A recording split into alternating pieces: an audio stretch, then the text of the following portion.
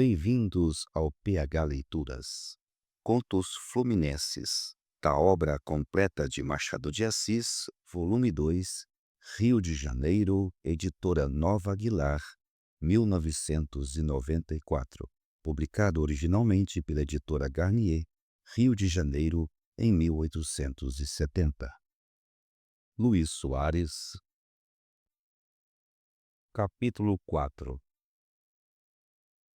Um dia de manhã, o Major Vilela recebeu a seguinte carta: Meu valente Major, cheguei da Bahia hoje mesmo, e lá irei de tarde para ver-te e abraçar-te. Prepara um jantar. Creio que me não hás de receber como qualquer indivíduo. Não esqueças o vatapá. Teu amigo Anselmo. Bravo, disse o Major. Temos cá o Anselmo. Prima Antônia, mande fazer um bom vatapá. O Anselmo, que chegara da Bahia, chamava-se Ansel Barroso de Vasconcelos. Era um fazendeiro rico e veterano da independência. Com os seus 78 anos ainda se mostrava rijo e capaz de grandes feitos. Tinha sido íntimo amigo do pai de Adelaide, que o apresentou ao Major, vindo a ficar amigo deste depois que o outro morrera. Anselmo acompanhou o amigo até os seus últimos instantes e chorou a perda como se fora o seu próprio irmão. As lágrimas cimentaram a amizade entre ele e o Major. De tarde apareceu Anselmo, gaiofeiro e vivo, como se começasse para ele uma nova mocidade. Abraçou a todos, deu um beijo em Adelaide, a quem felicitou pelo desenvolvimento das suas graças. Não se ria de mim, disse-lhe ele. Eu fui o maior amigo de seu pai. Pobre amigo, morreu nos meus braços. Soares, que sofria com a monotonia da vida que levava em casa do tio, alegrou-se com a presença do galhofeiro ancião, que era um verdadeiro fogo de artifício. Anselmo é que pareceu não simpatizar com o sobrinho do Major. Quando o Major ouviu isto, disse: Sinto muito, porque Soares é um rapaz sério. Creio que é sério demais, rapaz que não ri. Não sei que incidente interrompeu a frase do fazendeiro. Depois do jantar, Anselmo disse ao Major: Quantos são amanhã? 15. De que mês? É boa. De dezembro. Bem, amanhã, 15 de dezembro, preciso ter uma conferência contigo e os teus parentes. Se o vapor se demora um dia em caminho, pregava-me uma boa peça. No dia seguinte, verificou-se a conferência pedida por Anselmo. Estavam presentes o Major, Soares, Adelaide e Dona Antônia, únicos parentes do finado. Faz hoje 10 anos que faleceu o pai dessa menina, disse Anselmo, apontando para Adelaide. Como sabem, o Dr. Bento Varela foi o meu melhor amigo, e eu tenho consciência de haver correspondido à sua afeição até os últimos instantes. Sabem que ele era um gênio excêntrico. Toda a sua vida foi uma grande originalidade. Ideava 20 projetos. Qual mais grandioso, qual mais impossível, sem chegar ao cabo de nenhum, porque o seu espírito criador tão depressa compunha uma coisa como entrava a planejar outra. É verdade, interrompeu o Major. O Bento morreu nos meus braços, e como derradeira prova de sua amizade, confiou-me um papel com a declaração de que eu só abrisse em presença de seus parentes 10 anos depois de sua morte. No caso de eu morrer, os meus herdeiros assumiriam essa obrigação.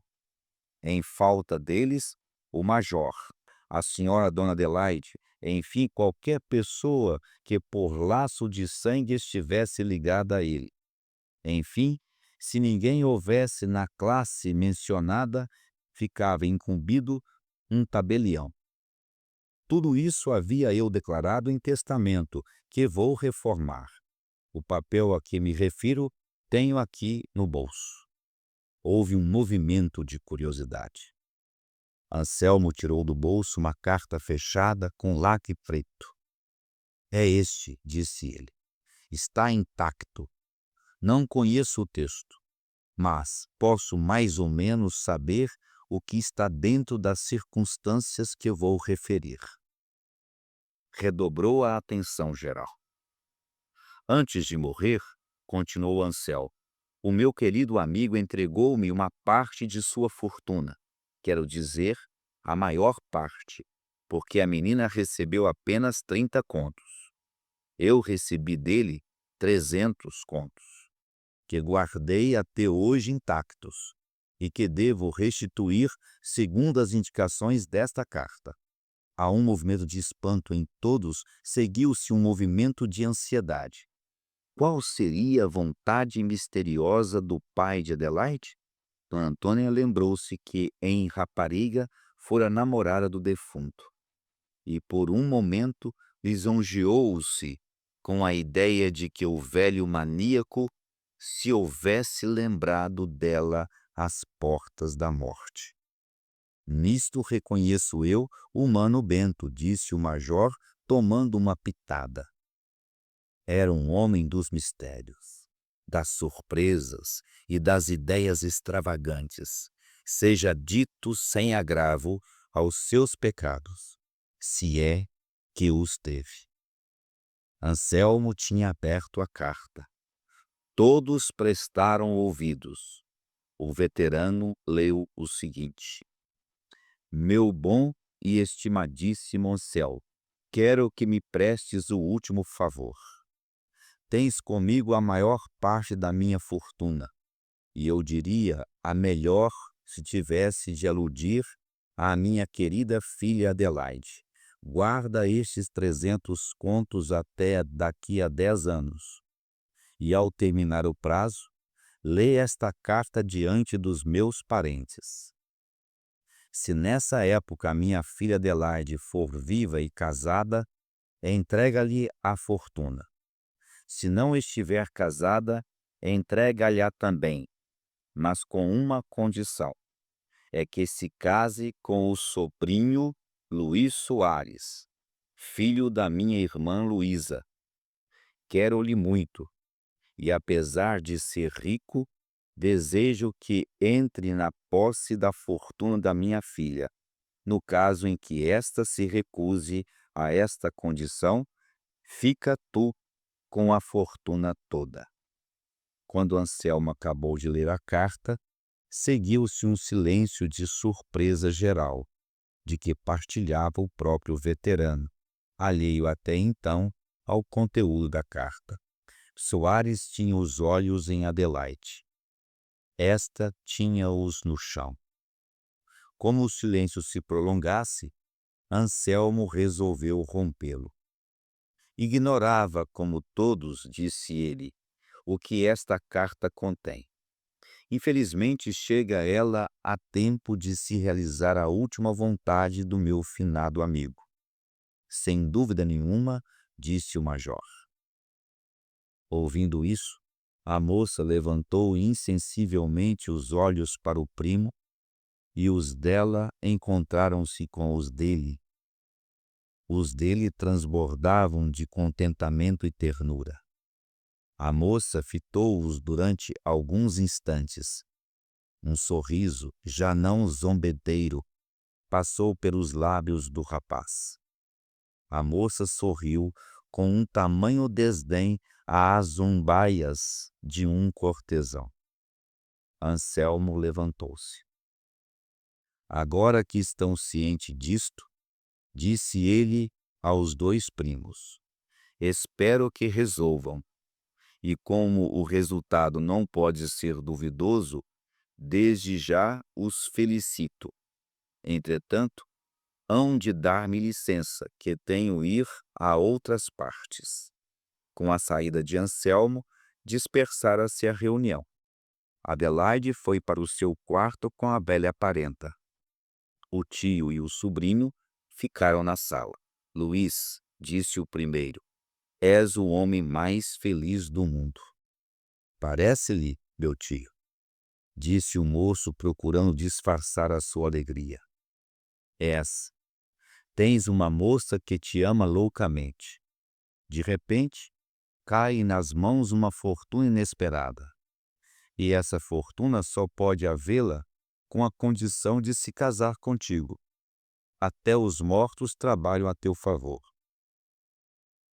Afirmo-lhe, meu tio, que a fortuna não pesa nada nesses casos. E se eu assentar em casar com a prima, será por outro motivo. Pensei que a riqueza não é essencial, não é? Mas enfim, vale alguma coisa. É melhor ter 300 contos que 30. Sempre é mais uma cifra. Contudo, não te aconselho que te cases com ela se não tiveres alguma afeição. Nota que eu não me refiro a essas paixões de que me falaste. Casar mal, apesar da riqueza, é sempre casar mal. Estou convencido disso, meu tio. Por isso ainda não dei a minha resposta, nem dou por ora. Se eu vier a afeiçoar-me à prima, estou pronto a entrar na posse dessa inesperada riqueza. Como o leitor terá adivinhado, a resolução do casamento estava assentada no espírito de Soares. Em vez de esperar a morte do tio, parecia-lhe melhor entrar desde logo na posse de um excelente pecúlio, o que se lhe afigurava tanto mais fácil quanto que era a voz do túmulo que o impunha. Soares contava com uma profunda veneração de Adelaide por seu pai. Isso, ligado ao amor que a rapariga sentia por ele, devia produzir o desejado efeito. Nessa noite, o rapaz dormiu pouco. Sonhou com o Oriente. Pintou-lhe a imaginação um harém recendente das melhores astências da Arábia, forrado o chão com tapetes da Pérsia. Sobre moles divãs ostentavam-se as mais perfeitas belezas do mundo. Uma circassiana dançava no meio do salão, ao som de um pandeiro de marfim. Mas um furioso eunuco, precipitando-se na sala com o iatagã desembainhado, enterrou-o todo no peito de Soares, que acordou com o pesadelo e não pôde mais conciliar o sono. Levantou-se mais cedo e foi passear até chegar a hora do almoço e da repartição.